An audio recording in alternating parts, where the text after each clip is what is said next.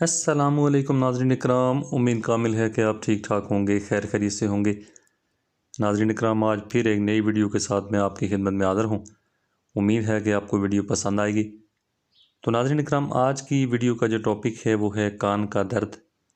तो कान में दर्द जो है किसी भी वजह से हो सकता है, चोट लगने की वजह से हो सकता है, पीप पड़ने की वजह से हो सकता है, मीठा ज़्यादा खाने की वजह से हो सकता है, और बहुत सारी ऐसी और भी वजूहात हैं जिनकी वजह से कान में दर्द हो जाता है।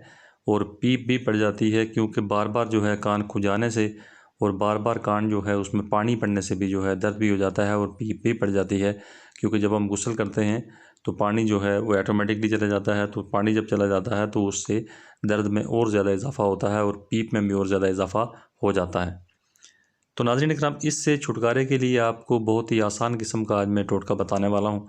इसको आप ट्राई कर सकते हैं और इससे आप फ़ायदा हासिल कर सकते हैं। तो नाज़रीन इकराम, आपने करना यह है कि आपने गाय का घी लेना है थोड़ा सा, और साथ में आपने लहसुन की 3-4 जो तुरियाँ होती हैं इसकी वो लेनी है आपने छील के।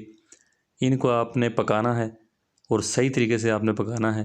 पकाने के बाद जब बिल्कुल लहसुन काला हो जाए तो उसको आपने उतार देना है चूल्हे से।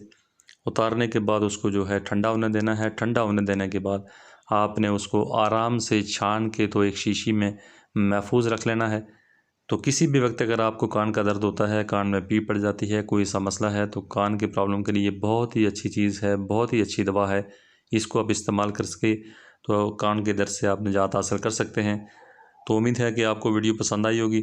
तो ऐसी और भी इंफॉर्मेटिव वीडियो देखने के लिए आप मेरे चैनल को सब्सक्राइब लाजमी करें। मेरी वीडियो को आगे दूसरे दोस्तों के साथ भी शेयर करें ताकि किसी और का भी फ़ायदा हो सके। तो thanks for watching, be happy always, bye.